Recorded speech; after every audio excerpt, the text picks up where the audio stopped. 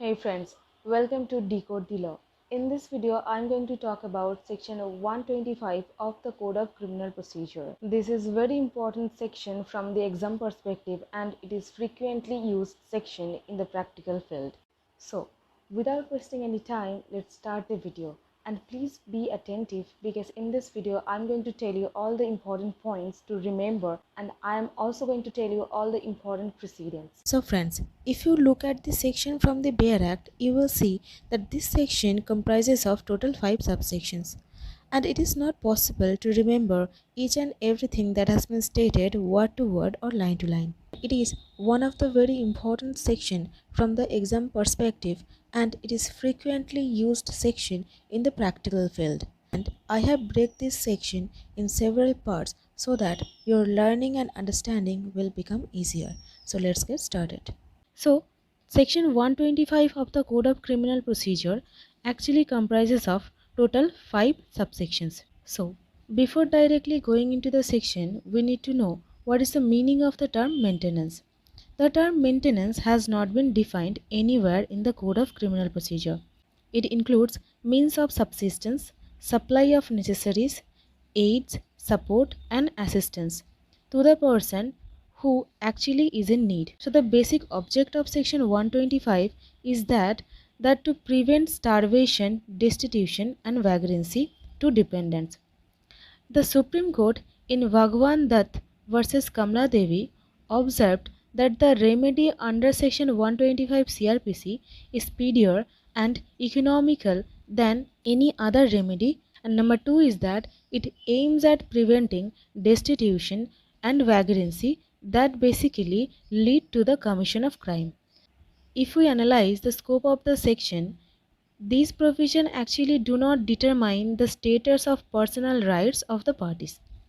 The code would take prima facie view of the facts and it need not go into the details of matrimonial dispute. In Ahmad Khan versus Shah Bano Begun 1985 to SCC 556. In this case, the Supreme Court observed that 125 are applicable to the persons irrespective of their personal laws. These provisions are secular in nature, and the relief given under this chapter is essentially civil in nature. This is the scope that was stated by the Supreme Court. So now, if we look at the subsection 1 actually states that who can claim maintenance. There are mainly 4 categories of person who can claim maintenance. Number 1, wife. Number 2, legitimate or illegitimate minor child, whether married or not. Number 3, legitimate or illegitimate minor child not being a married daughter, if by reason of physical or mental abnormality or injury who is unable to maintain herself. And last one is father and mother. So if we go to the term wife, what does it mean?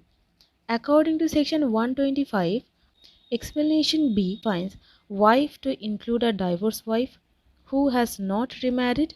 Thus, it is not only an inclusive definition stating that even divorced wife can claim maintenance if she has not remarried, apart from legally wedded wife who is not divorced. The wife may be of any age, major or minor. Now, if we look at the position of Muslim women, we will be able to see that in Ahmad Khan versus Shah Bano Begun, the Supreme Court held that there is no conflict between section 125 and Muslim personal law.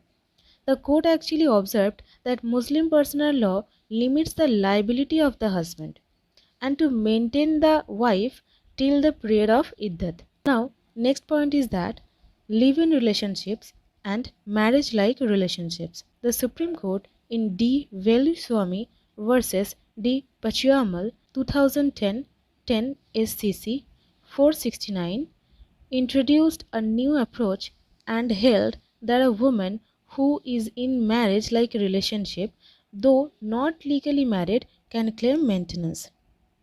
But there are certain conditions that must be complied with. Number 1, the couple must hold themselves out of the society as akin to the spouses. Number 2, they must be of legal age to marry. Number 3, they must be otherwise qualified to enter into a legal marriage. D, they must have voluntarily cohabited for a significant period of time. Now, so far as the term minor child is concerned, if we look at the explanation A to section 125, means a person who has not attained majority as per the Indian Majority Act. And the term major children means whether legitimate or not is entitled to maintenance after attaining majority if he or she is unable to maintain herself or himself by reason of any physical or mental abnormality or injury. However, a married daughter who is a major cannot claim maintenance under section 125 of the Code of Criminal Procedure. Now let's come to the term parent. The term parent means father or mother who is unable to maintain herself or himself can claim maintenance from his or her son or daughter. Now a question may arise that whether adoptive mother and adoptive father can claim maintenance. This has been answered in the case of Bhavan versus Parvati Bai. AIR 1978 CRI LJ 1436 Bombay. That's mean Bombay High Court.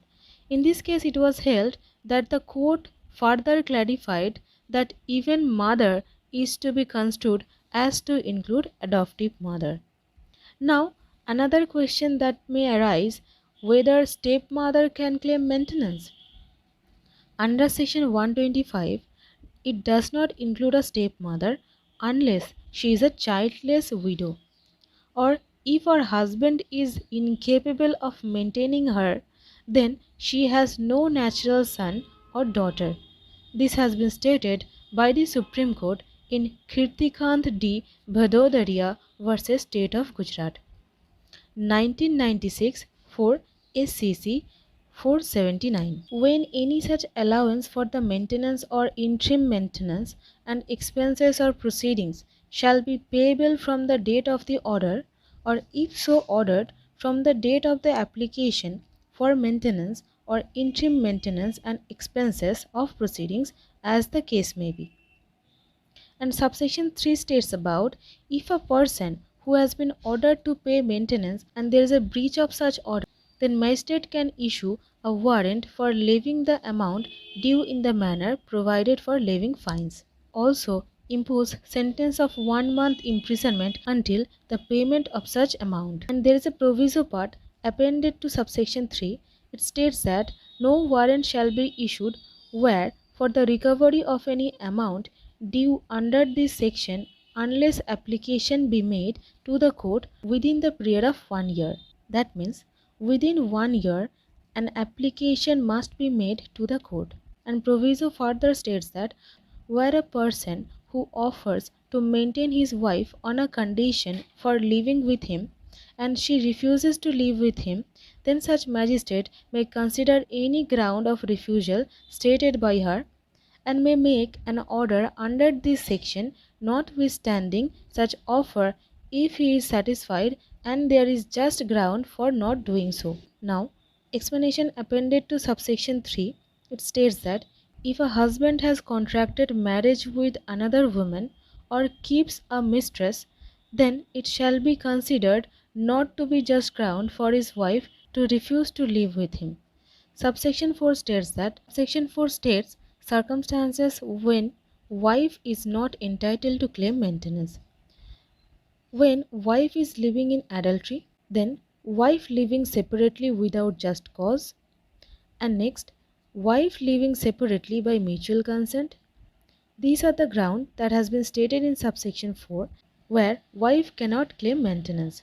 And subsection 5 states that when magistrate can cancel the order. When magistrate is satisfied that wife is living in adultery without any sufficient reason she refuses to live with her husband or she is living separately with mutual consent, then magistrate can cancel the order.